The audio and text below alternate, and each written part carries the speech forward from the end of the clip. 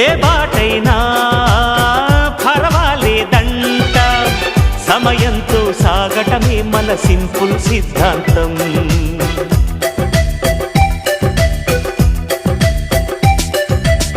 చిరుగాలికి పరిమళమిచ్చే సిరిమల్లెల వనమై ఉందాం, గగనాన్ని నేలను కలిపే హరివిల్లుల వంతెన అవుదాం.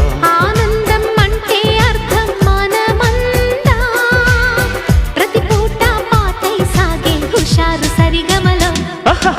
ఎన్నో ఎన్నో రాగాలుండే సంగీతం కాదా, చల్లకి నవ్వుల కేరింత.